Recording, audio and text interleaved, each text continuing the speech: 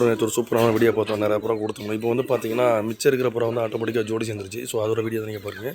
ஏற்கனவே சொன்னோம்னா video skip பண்ணால் பாருங்கள். எதுவுமே விற்பனைக்கு இல்லை, விற்பனைக்கு தான் சொல்லுவோம். இப்போதைக்கு இது விற்பனைக்கு இல்லை.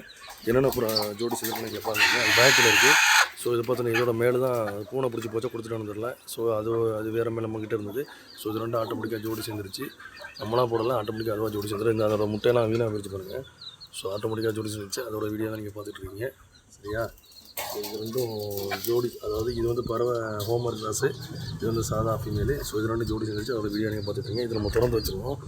ஏன்னா அதில் முட்டை ஒன்று இருக்குது, அது வீணாக போச்சா நமக்கு தெரியல. அதில் உட்காரில் ரொம்ப நாளாச்சு முட்டை வச்சு, அதனால் உட்காரில் ஒன்று இருக்குது. ஸோ இது வெளியில் போகுது. ஸோ வெளியில் பறந்துருச்சு.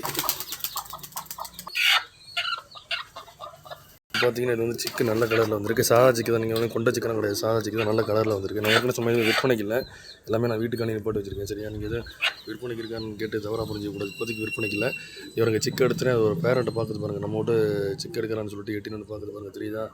இங்கே வந்துருச்சு. ஸோ தான் ஒரு பேரண்ட்டு. சிக்கு வந்து நல்ல கலரில் வந்திருக்கு. சிக்கு வந்து நல்ல கலரில் வந்து கொஞ்சம் சைஸு கொஞ்சம் பெருசாக இருக்குது. ஏன்னா புறா குஞ்சுகள் இப்படி தான் இருக்கும். சரிங்களா? ஸோ சிக்கன் நம்ம வச்சாச்சு. ஸோ நம்ம டிஸ்டர்ப் பண்ணுவோம், முக்கியமான நேரம். ஸோ இந்த நேரத்தில் நான் திறந்துட மாட்டேன்.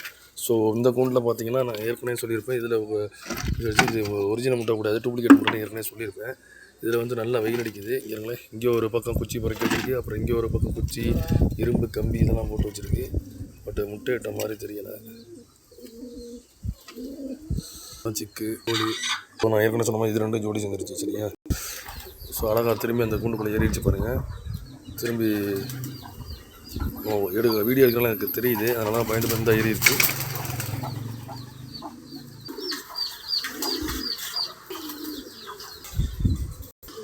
ஸோ சொன்ன மாதிரி அடியில் நின்று உள்ளே பறித்து பாருங்கள். மேல் உள்ளே பறித்து ஃபீமேல் மட்டும் வரணும். சும்மா எதுவுமே விற்பனைக்கு இல்லை, விற்பனைக்கு தான் எதுவுமே விற்பனைக்கு இல்லை. சும்மா யூடியூப்பில் வீடியோ எடுக்கிறதுக்காண்டி போடுறேன். சரியா? ஸோ அது ரெண்டு உள்ளே வெளியே போயிட்டு வந்துக்கிட்டே இருக்குது.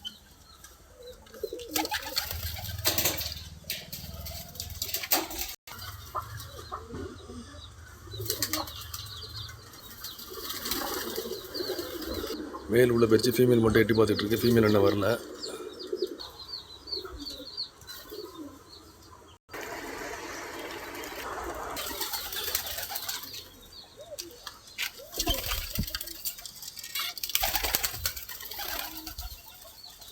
ஸோ எந்த புறாக்களுமே ஒழுங்காக அடையலைங்க. வழக்கம் போல் கரண்ட் கம்பி தான். நான் தான் ஏற்கனவே சொன்ன மாதிரி எவ்வளோ நாம கூண்டு செலவு பண்ணி வச்சாலும் கரண்ட் கம்பி தான் போய் உட்காந்துக்கிட்டே இருக்குது. ஒழுங்காக உட்காந்து போகிற ஆளாக ஏதாச்சும் பண்ணிச்சுன்னா நம்மளுக்கு தான் பிரச்சனை. அது புறாக்களுக்கு அப்புறம் பிரச்சனையாகும். ஸோ இது ஒரு கோழி கடையில் இருக்குது பாருங்கள்.